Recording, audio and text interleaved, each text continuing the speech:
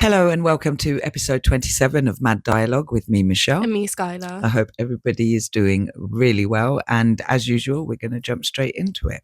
So, a woman in Michigan is facing charges for allegedly sending hateful and bullying messages to teenage students, including her own daughter, under a fake name and number. Kendra Licari of Mount Pleasant, Michigan, faces 5 charges, including stalking a minor and obstruction of justice, according to a criminal complaint filed against the mother. The shocking charges come after a year-long investigation into a complaint filed by Beale City Public Schools after Licari's teenage daughter and her boyfriend reported getting harassing messages. Even when we realized that it wasn't a kid, we weren't expecting that it would be a parent, William Chilman, the superintendent of Beale City Public Schools, told Good Morning America. When they informed us later in the spring that they were suspecting that it possibly was her, it was a shock to all of us. I think everybody involved, Chilman added. Beale City Public Schools in Michigan, Isabella County, later reported the complaint to law enforcement. The harassment allegedly began in early 2021, according to prosecutors. At the time, Licari was also working as a basketball coach at her daughter's school. The 42-year-old woman allegedly used software to hide her location and used several numbers and area codes, even allegedly trying to pin the origin of the messages as coming from her daughter's classmate. In doing so, it would shield her and kind of cloak her identity or her digital identity, David Barbieri, an Isabella County prosecuting attorney, told GMA. But eventually we were able to see that her IP address was popping in and out right before and right after these messages were going through. Law enforcement claims they tracked down Licari by using the IP addresses attached to the messages and that they have uncovered hundreds of pages of hateful and harassing messages. We had tens of thousands of text messages, whether they were messages that were just for her daughter or some of her daughter's friends, and the digital footprint was just insane, Barbieri said. Investigators claim when confronted with the evidence, Licari admitted the messages were sent by her. Licari has since been released on $5,000 bond. She and her attorneys declined an ABC News request for comment. Now, before we go on, this was actually posted December the 19th, 2022. However, they've just brought out a documentary on Netflix and it's called Unknown Number, the High School Catfish. So Skylar and I decided we'd go and have a look and wow. I have to say. Wow. Say what you're saying, girl. For me, my main thing is like, I know people are capable of a lot of fucked up shit. You know what I mean? Like we're well aware. You know, we talk about it all the time on here. But for a mother, wow, to do this, to see her child suffering, and to be there comforting her, knowing, like I tell you, I fully cannot fathom. But then I look at her.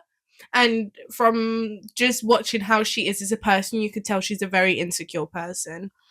And I just feel for her daughter and all of her friends that they went through that from a grown-ass woman. Like, for me, it was the way how they casted the documentary. I don't know if that's the correct terminology, but the point I'm making is when they were interviewing everybody that was involved in the beginning of the documentary, the young girl, her boyfriend at the time, his parents, you know, the students, her father and her mother's speaking in the beginning of the documentary like she's not the villain of the whole damn story. And that was what threw me the most, and it was weird why they did it like that, you know what I mean? But it was good how they did it. I have to say it was really me personally good. You know, she's a fucked up person in her head if she can sit there and be able to do this documentary and do these confessionals and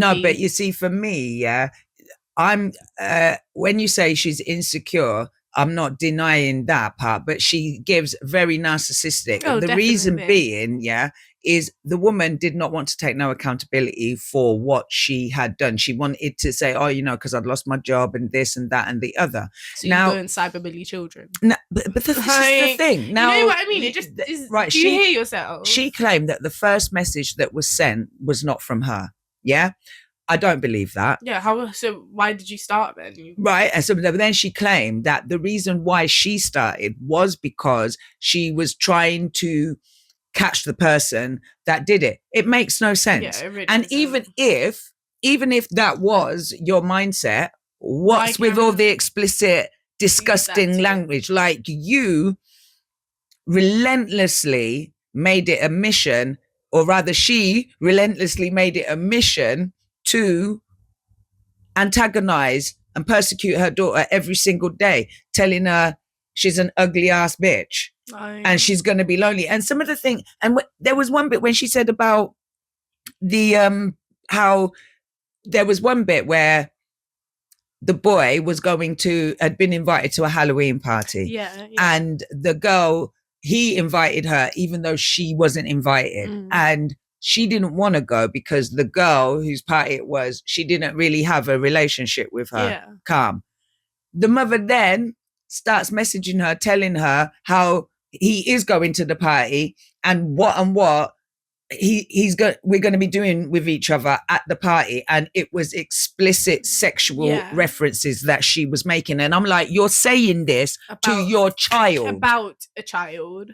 Yeah. You know what I mean? Like, not only are you disgusting and horrible, but you're a paedophile as well, on top of that. That's what I'm saying. Because you know what I mean? You can't tell me that you're saying all these things and you've got the thought in your mind because you're saying it. Yeah. So you was looking at your daughter's boyfriend like that. And I'm sorry, Skylar, that's like me looking at Beckett. And the thought of it makes me actually want to retch. But this is what I'm saying. Do you know what I mean? Because it's just like... Saying. What? And as young as they were, it's not even how old they were in the documentary. And because they weren't having sex. So why is she saying all of that? The ages they are in the documentary compared to the fact that this is 2025 right now and this happened in 2021, they were like 13. Right. You know what I mean? Like, this is a baby. And that's what you're saying. You're saying them things to your daughter. And then she was also basically, she knew that her daughter was insecure about her small stature, and so she attacked her on that as well. And about her flat ass and then what got to me is when the detectives got to the house and was like, yeah, this is it, you need to call your dad because it's your mum that's basically sending all of these messages, like 30, 40, 50 text messages a day. No, sorry, but what? Right. Yeah, go clean your house or something. Like, evident it's that. Why can't you be like normal women, that are going through something and just sit there and order off the shopping channels? Yeah, run up the debt. Yeah, like, because that is the more common thing when you hear like, when there's a situation within a family, it's because the woman, she's lost her job, and instead of telling the husband, she starts spending bare money, and then hiding the stuff that she buys and hiding the bank statements. Do something like that if that be the case. Why would you do this to your child? And then when the detectives called her out now, she's hugging her daughter, like it wasn't her that did it. Like, do you know sometimes, I don't get this world. I don't get it. Saying. Like, this is my main thing is I can just never fathom why and how you could just even look your child in the face. I loved when the dad came home and he realized what time it was, and told her she's got to leave. Right. And then she's like, I'm not leaving, she needs me. What? Where was your mind when you was doing all of this? There was never... Okay, after the first text message, you didn't think, oh, you know what, that's wrong. I'm not sending no more messages. After the 10th, the 100th. It's insane to me. This went on for over a year. Yeah, like, and the fact that and you would have seen your child tormented. But the fact that it went on to then doing it to other children, and to then be putting the pictures of the girl and trying to frame another girl. Yeah. And Chloe Wilson, we are, Chloe Wilson, and to know that she literally didn't have nothing to do with it. Till there's one girl, bless her, who's actually scared of police officers now after her interaction I think it was like the boy's cousin. Right. Yes. She said she's like scared of police officers now because of how intimidated she was when they were also accusing her of it. Right. So then, and then the fact that then she went and messaged her as well and scared that girl. Like, it is beyond like crazy. Like, I just can't understand. Like, how could you, right? When it all come out, how could she step out of our house the next day? Because remember, it's a very small town. There's only 2 bars and one traffic light, one set of traffic lights. Yeah, that's how small it is. So how are you looking in people's faces? Because everybody knows everybody. Right. And so therefore everybody knows everybody's business. This is the thing. You'd have to move. Well, obviously she served her time, but her and the husband aren't back together. Yeah. But I know that the daughter does want to have a relationship with her, but she's conflicted. Yeah, I understand why. Like, that's still your mum. That child's going to need therapy, because I'm telling you, I'm not saying that she's in denial per se, but I don't think she's fully accepted that it is her mum that is behind it all. Like, even though it's almost like, I don't know, like she's put a wall up or something. But you see, once that wall breaks down, like any argument I would have with you after that, I'd just be thinking of all the shit you said to me and how you actually feel about me. And it would definitely be hard to separate for how long it went on for. That one person who you thought it was and your mum, that's 2 different people. Yeah. So to have to bring that together and put together that, hold on a minute, that was the same person. Because not once did she think that it was her own mother. Why would you think it would be your own mum? But do you know what I mean? But this is the thing, though. No, it's like when you said to me, if you did that to me, I'd have to fight you. It's rough, and that would be the only way that I could probably just like... And even no, I know what you're saying, but how can she trust her mum ever again? I couldn't trust anything you'd say to me. All them times when you told me I'm beautiful, and all them times when I was crying because people actually were bullying me, and you're there uplifting me. I would.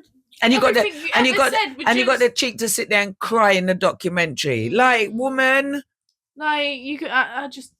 Bless her, man. No, man, that's I feel deep. for all of them children, because obviously they all got cyberbullied like that. But yeah, for her especially, because that's her mum. Her own mum, the one person you're supposed to be able to trust completely and be able to confide in, your deepest, darkest secrets and whatnot. And then there's her mum just using it all against her and then doing more on top of it. The psychological is like, she was bullying herself, because there was certain stuff being said that only she would know. Right. But obviously she's telling her mum because that's her mum, and then you are thinking that you're weird now because you're doing it to yourself. That's how fucked. So then not only is she getting bullied from that aspect, but then in school people are bullying her on top of that. Like, how could you do that to your child? Like, how you could do that to anybody? I don't understand. Yeah. But to your own child? Yeah. That's deep. One thing where it's like, I hope, that mother actually sat there while she was in prison and actually thought deep and long and hard about what she's done. Do you know what I'm saying? Lord. Because the damage, boy, she's going to have to work hard to have a good relationship with her daughter and other people. Yeah, most definitely. Because nobody's going to trust her. Exactly. You know what I'm saying? Like, I feel like anytime anyone gets a no caller. Yeah. They would she'll be sitting in the room with them, and they'll still be like this and just looking at her like, do you know what I mean? See, once again, it's this world, right? I just don't get it. No. I don't get it. Do you know what I'm saying? So I'm going to continue living in mine because it's lovely where I am. Anyway, well, thank you so much for joining us. We really appreciate you, as always. Thank you. And as always, I'm sending you an abundance of love and light. It's goodbye from me, Michelle, and goodbye from Skylar. Bye. Bye.